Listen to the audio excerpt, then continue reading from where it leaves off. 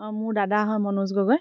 তেওঁ মেজি ভোজ খাই পেলাই শুই থকা অৱস্থাত প্ৰণৱ গগৈ আৰু হিতেশ্বৰ গগৈ বুলি কয়, তেওঁলোক দুইজনে ককাই ভাই মিলি গুৰিয়াই মেলি আকৌ ডাঙৰ ফলাখৰিয়ে মাৰি, আপোনালোকে হয়তো চাইছে, মাৰি মাথাত মাৰি এইফালে ব্ৰেইনৰ হাড় ভাগি একেবাৰে তেওঁতো নাবাছিলে, কালি গধূলি সময়ত ঢুকালে। গতিকে আমি বিচাৰোঁ যে দোষীয়ে শাস্তিখিনি পাওক। আৰু এইটো 6 বছৰ হৈছে এতিয়া তাৰ সন্তান, ইয়াৰ যাতে ভৰণ পোষণ মানে তেওঁ যিখিনি ক্ষতিপূৰণ দিব লাগে আপোনালোকৰ দ্বাৰাই তেওঁলোকে যাতে সেইখিনি গোটেইখিনি আপোনালোকে কৰোৱাই দিয়ে, তাকে আমি বিচাৰোঁ।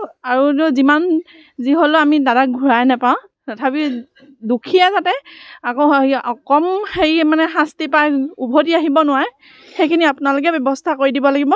আৰু সেয়াই আশা কৰিছোঁ আপোনালোকৰ ওপৰত। আমি নিজে একো ব্যৱস্থা হাতত লোৱা নাই, কিন্তু আইনক সকলো গতাই দিছোঁ। আমাৰ আইনৰ ওপৰত সকলো আস্থা আছে। গতিকে আপোনালোকে সকলোৱে মিলি গণতন্ত্ৰ চতুৰ্থ স্তম্ভৰ পৰা আদি কৰি সকলোৱে মিলি আমাক সেইখিনি সুবিধা কৰি দিব, যাতে দুখীয়ে কোনো পধ্যে কম শাস্তি ভুগি পিনে আহিব নোৱাৰে। আমি যিটো আমাৰ হেৰাই গ'ল, তেওঁক আমি আকৌ ঘূৰাইতো নাপাওঁ, কিন্তু শাস্তিখিনি কোনো পধ্যে কম হ'ব নালাগে। আৰু যাতে ভৱিষ্যতে এনেকুৱা এটা কাম নহওক, তাৰ বাবে আপোনালোকে সকলো ধৰণৰ ব্যৱস্থা কৰি দিব বুলি আশা কৰিলোঁ। আৰু ইয়াতকৈ